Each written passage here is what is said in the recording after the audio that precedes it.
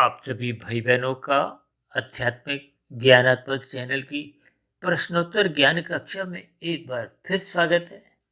आज की प्रश्न है परमात्मा की सतुति।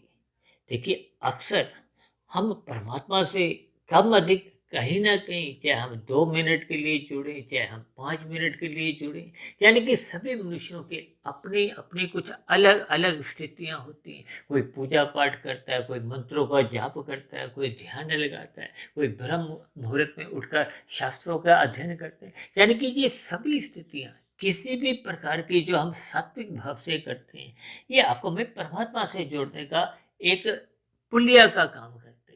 इसलिए देखिए, आज हमने प्रश्न क्या लिया है, परमात्मा की स्तुति। लेकिन इसमें हमने देखिए शब्दों की जो एक माला है, जहाँ आपके हमारे हृदय से जो एक भाव प्रकट होते हैं, हम शब्दों द्वारा देखिए आरती गाते हैं, कोई मंत्रों का कोई उच्चारण भी करते हैं। इन सभी स्थितियों में आपको हमें देखिए आर्थ और अर्थार्थी, देखिए चार भक्त कहे गए, आर्थ, अर्थार्थी, जिज्ञासु और ज्ञानी, यानी कि प्रेमी भक्त। इनमें देखिए आर्थ भक्त को तामसी माना गया। हालांकि परमात्मा तो स्वयं कहते हैं कि मुझे सभी प्रकार के भक्त प्रिय हैं, लेकिन आर्थ भक्त जब जब आपके हमारे जीवन में देखिए स्थूल शरीर के स्तर पर दुख आते हैं, तो सहज ही हम देखिए आरती भी गाते हैं, परमात्मा के एक जुड़ने का प्रयास करते हैं ताकि आपके हमारे दुख भागे। जबकि एक अर्थार्थी भक्त परमात्मा से संसारी सुख मांगता है, जिसके लिए अक्सर संसार में ये मनुष्य विभिन्न प्रकार के कर्म कांड करते हैं।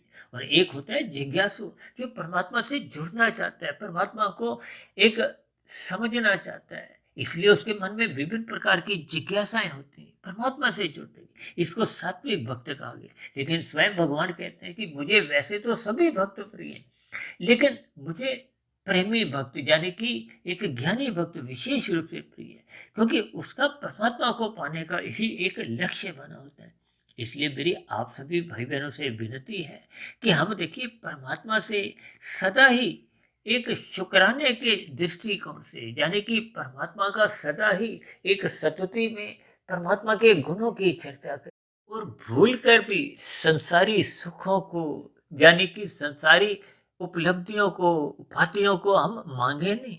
अन्यथा हम अपने मिले हुए जीवन में देखिए कर्म कांडों से आगे बढ़ नहीं पाते। और कर्म कांड मात्र एक सात्विक स्थिति है।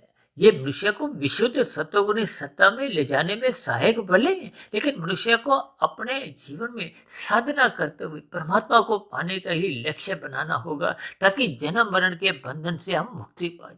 शब्दों को यही विराम देते हैं। आप किसी भाई बहन का भी अब तक की प्रसारित वीडियो से संबंधित कोई प्रश्न हो, तो आपके प्रश्नों का कमेंट्स बॉक्स या प्रश्नोत्तर ज्ञान कक्षा में सदा ही स्वागत है। चर्चा विशेष को ध्यानपूर्वक सुनने के लिए आप सभी भाई बहनों का बहुत बहुत धन्यवाद।